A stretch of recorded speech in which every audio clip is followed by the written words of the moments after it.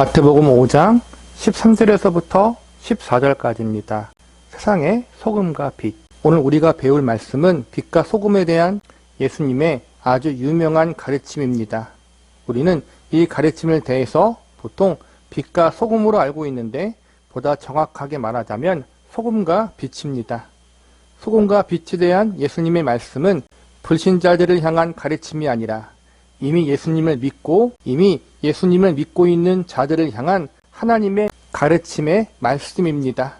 믿는 자들이 하나님의 백성과 자녀로서 세상에서 어떠한 삶의 모습과 태도로 살아야 하는지에 대한 교훈적 메시지가 들어있습니다.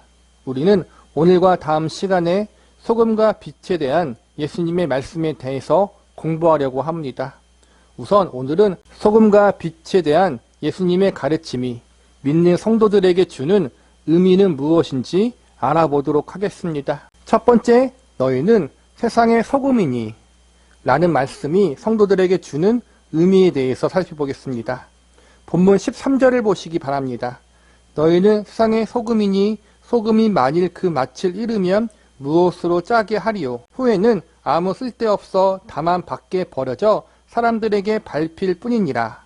여기서 보면 예수님은 너희는 세상의 소금이니라고 말씀하고 계시는데 여기서 너희는 예수님을 따르는 제자들을 가리키고 세상은 예수님을 따르지 않는 불신자들을 가리키는 것입니다. 즉 너희는 세상의 소금이니라는 말씀은 믿는 성도들이 믿지 않는 불신자들 가운데서 소금으로서의 삶을 살아야 함을 알려주는 가르침이라고 할 수 있습니다. 우리가 알고 있는 소금의 대표적 기능은 짠맛을 내는 것이고 부패를 방지하는 것입니다. 소금은 음식의 맛을 내는 역할을 하기도 하고 또한 음식을 상하지 않도록 하는 부패 방지의 역할을 하기도 합니다. 이러한 소금의 기능과 역할을 믿는 우리에게 어떻게 적용하겠습니까? 우선 믿는 성도들은 아직까지는 세상 속에 몸담고 살아야 한다는 것을 자각하고 있어야 합니다. 믿는 우리들은 아무런 고통 없는 하늘의 천국에 살고 있는 것이 아니라 고통과 눈물과 한숨이 많은 이 세상에 몸담고 살아가고 있는 존재들입니다. 우리가 몸담고 살아가고 있는 이 세상은 아픔과 슬픔이 많은 불안전한 세상이며 또한 많은 부조리가 판을 치는 불공정한 세상이라고 할 수 있습니다. 이러한 세상을 살고 있으면서 예수님은 우리에게 세상의 소금이라고 말씀하십니다. 즉 불안전하고 불공정한 세상 가운데에서 우리가 소금처럼 맛을 내는 존재, 세상의 부조리와 부패함을 막는 존재가 되라는 것입니다. 소금처럼 맛을 내고 부패함을 막는다는 것은 인생의 참된 의미와 목적을 잃어버리고 방황하는 이들, 하나님을 거절하고 잘못된 삶의 방향으로 걸어가고 있는 세상 사람들에게 인생의 참된 의미와 목적이 무엇인지 알려주고 성경적인 바른 가치관과 삶의 방향을 제시해주는 존재가 되어야 한다는 것입니다.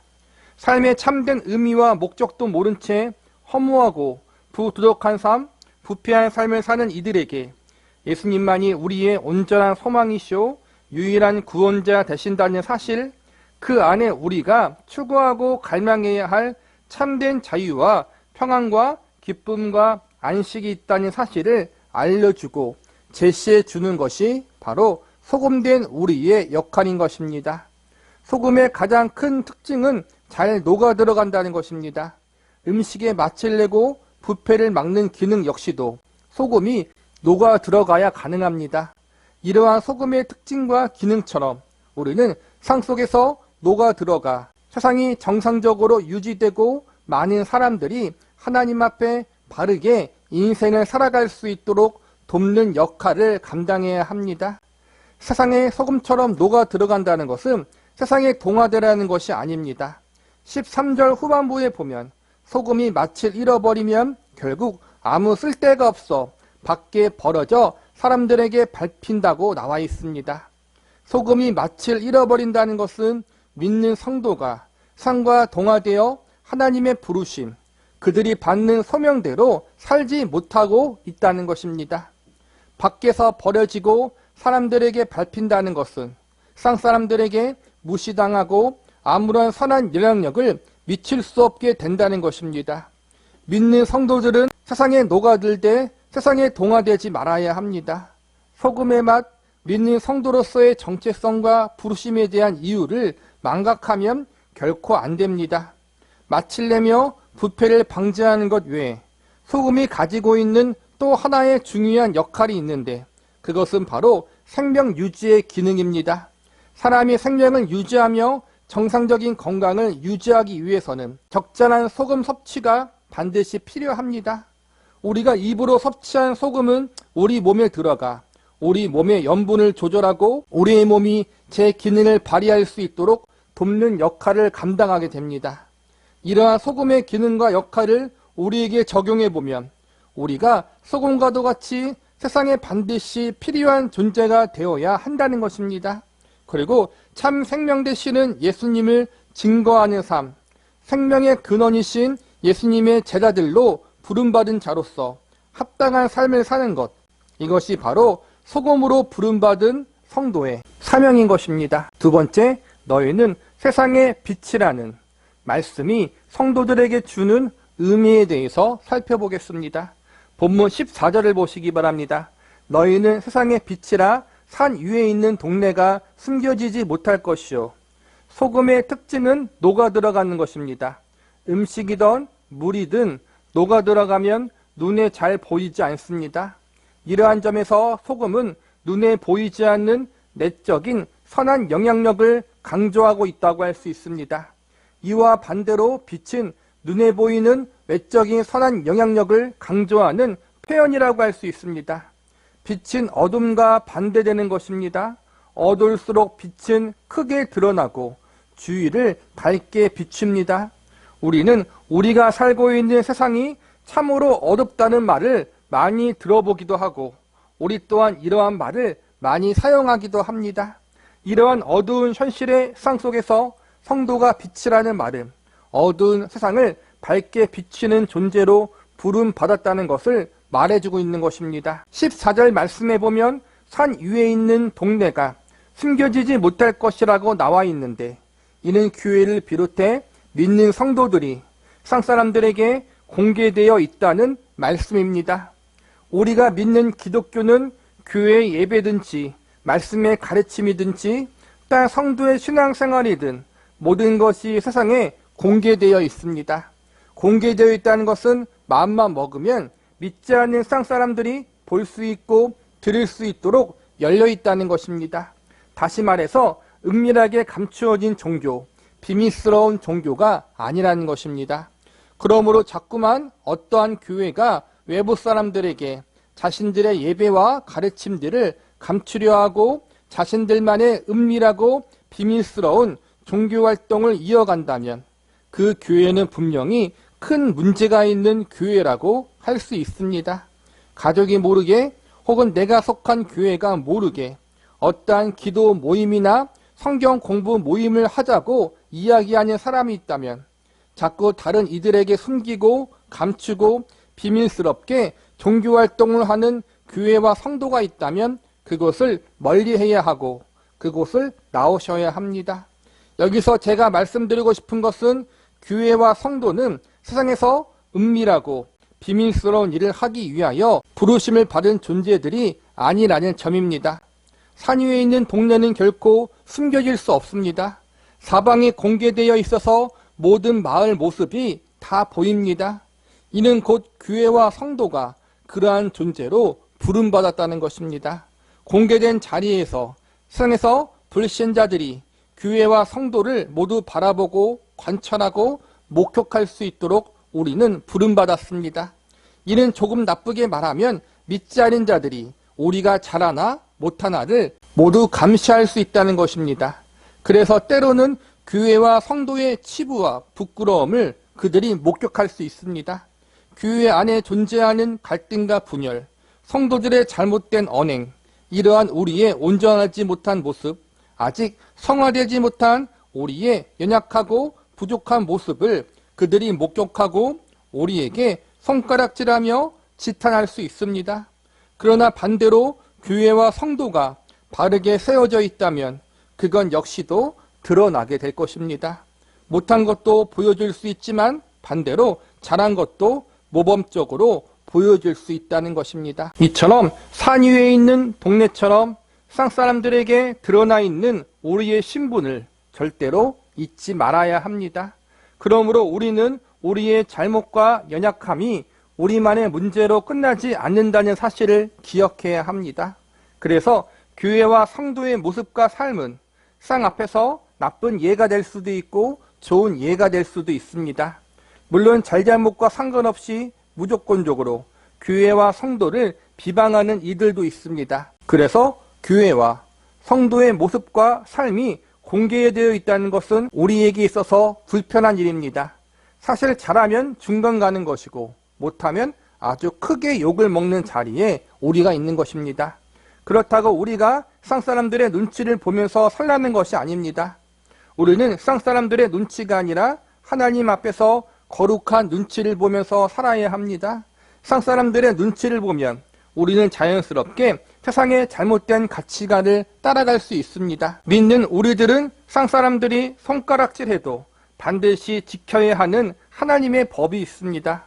교회와 성도는 하나님이 원하시는 올바름과 경건함을 잃어버려서는 안 됩니다. 그러므로 우리는 늘 하나님 앞에 거룩하고 순결하게 말씀의 원리대로 삶을 살려는 노력이 필요합니다. 하나님이 기뻐하시는 올바름과 경건함을 잃어버려서는 안 된다는 것입니다. 우리는 하나님의 말씀에 따라 범사에 정당하게, 의롭게, 선하게, 진실하게 행하며 살아간다면 그러한 모습을 통해서 세상 사람들에게 선한 영향력을 끼치고 한 발 더 나아가 하나님께 영광을 돌릴 수 있게 될 것입니다.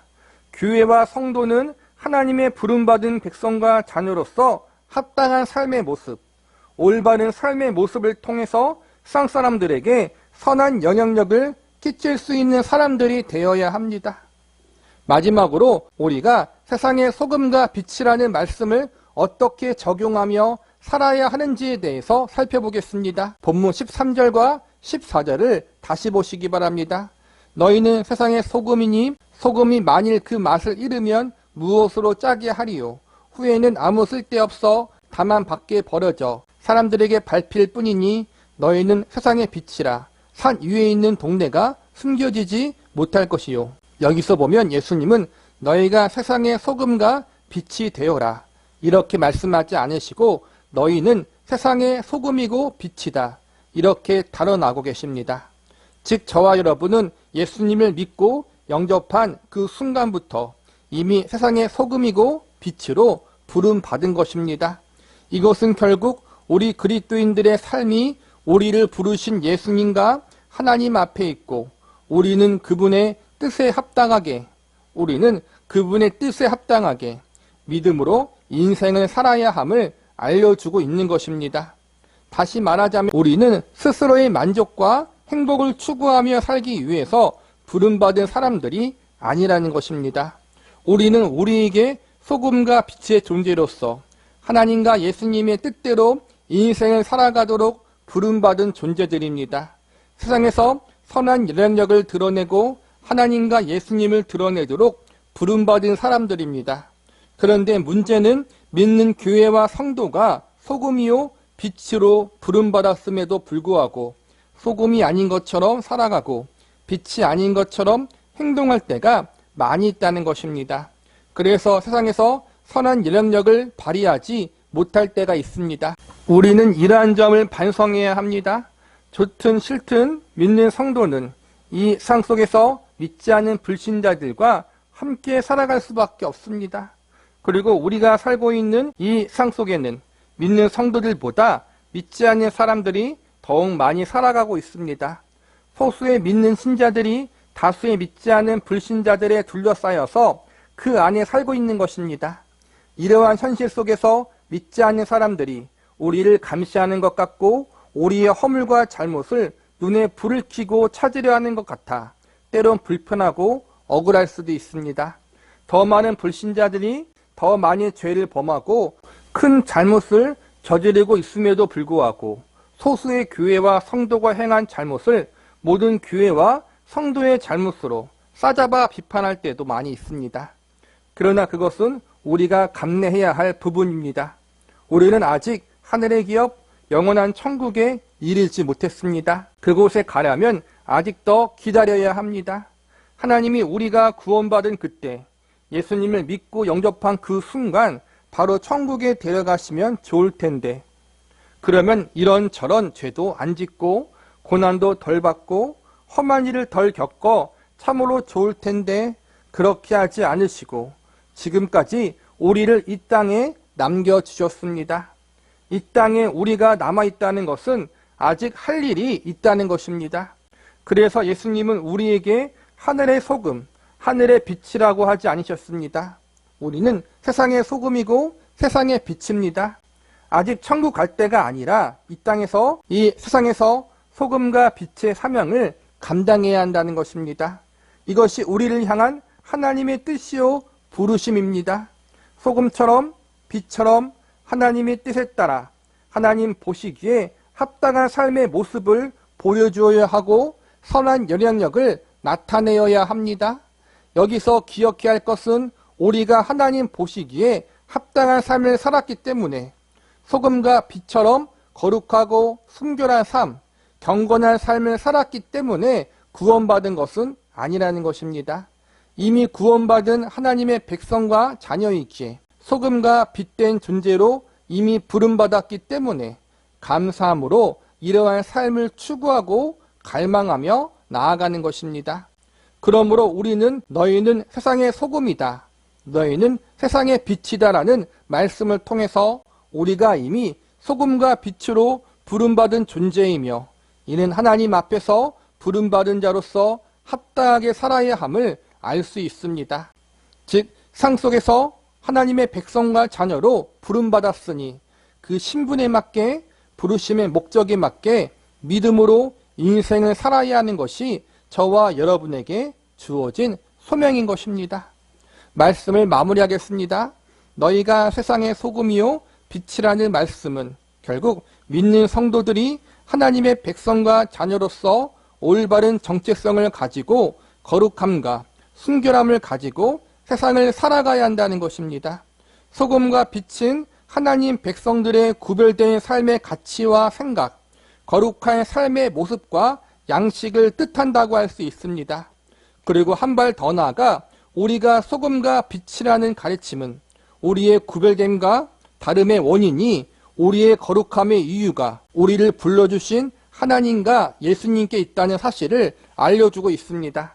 우리가 소금으로서 세상에서 맛을 내야 하는 이유, 우리가 빛으로서 세상에 빛을 비추어야 하는 이유, 우리가 세상에서 거룩하고 구별되게 살아가야 하는 이유, 그것은 바로 하나님과 예수님이 우리가 그렇게 살아가는 것을 원하고 계시고 그것을 기뻐하시기 때문입니다.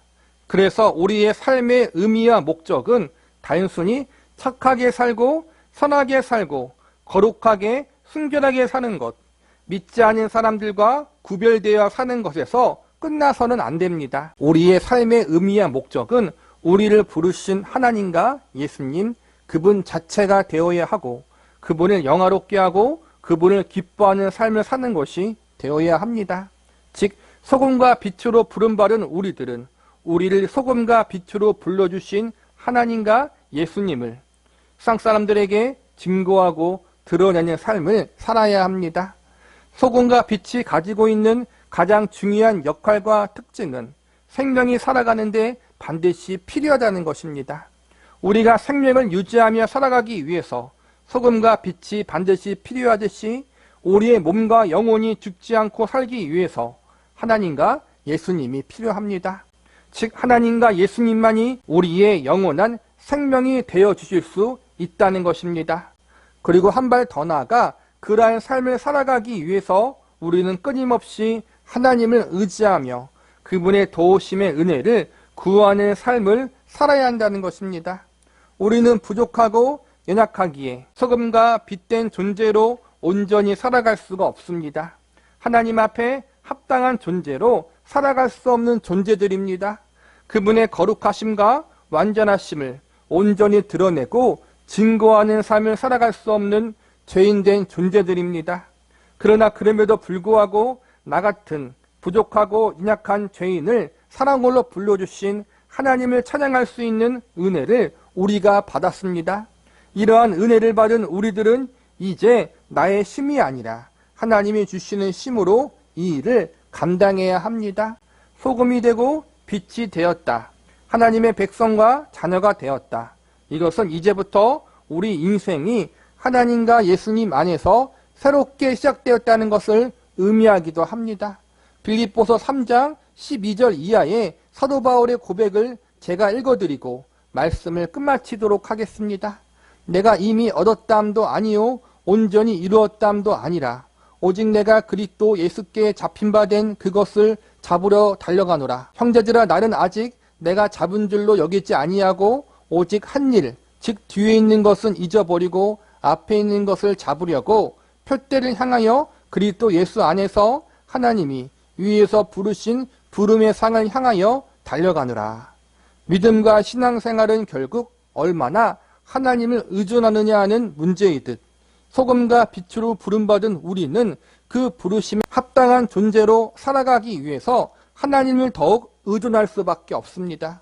우리를 부르신 하나님이 우리를 아직까지 천국으로 데리고 가지 않으시고 이 땅에 남겨두신 이유가 여기에 있습니다. 하나님이 우리에게 기대하시는 것은 단지 죽어서 천국 가는 것이 아니라 이 땅에서 우리가 철저하게 하나님을 의존하는 사람으로 만드시기 위해서입니다. 우리가 더욱 성숙하고 성화된 주의 백성으로 자라나게 하시려는 하나님의 계획이 있는 것입니다. 우리는 소금과 빛으로의 부르심에 합당한 존재로 살아가기 위해서 하나님을 더욱 철저하게 의존할 수밖에 없습니다. 우리를 소금과 빛으로 부르신 것은 우리를 단순히 부려먹기 위해서가 아닙니다. 우리를 소금과 빛으로 부르신 이유는 하나님 아버지가 어떤 분이신지 이를 위해서 그분의 전부를 내어주신 예수님이 우리를 얼마나 사랑하시는지를 온전히 알아가는 성숙한 존재로 우리를 자라나게 하기 위한 하나님의 선한 뜻과 계획입니다. 한 발 더 나아가 하나님은 뜻과 계획만 세우시는 것으로 끝나지 않으시고 친히 우리들의 삶 속에 찾아와 은혜와 사랑으로 간섭하셔서 그 일을 진행하십니다. 이 길은 쉬운 길이 아닙니다. 그래서 이 길에는 고난이 있고 아픔이 있고 눈물이 있을 수밖에 없습니다. 그러나 이러한 시간과 과정을 통해서 우리는 우리의 주님이신 예수님을 더욱 닮아가게 될 것입니다. 우리의 아버지이신 하나님의 마음을 더욱 깊이 이해하고 알아가는 성숙한 자녀들로 우뚝 세워지게 될 것입니다. 그래서 신앙의 여정은 힘들고 어려운 길이지만 감사의 길이고 축복의 길입니다.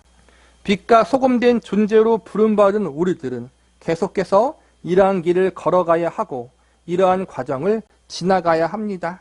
이 길을 가는 동안, 이러한 여정을 지나가는 동안 우리의 믿음과 신앙은 더욱 성장하고 자라나게 될 것입니다. 하나님을 더욱 사랑하고 예수님을 더욱 알아가고 닮아가는 성숙한 존재로 우뚝 세워질 것입니다. 비록 쉬운 길이 아니지만 예수님이 함께하고 계십니다. 하나님의 우리의 인생과 운명을 붙들고 계십니다. 이 사실을 믿음으로 우리에게 주어진 이 길, 세상의 소금과 빛으로 부름받은 이 길을 믿음으로 끝까지 잘 걸어 나갈 수 있기를 간절히 기도합니다.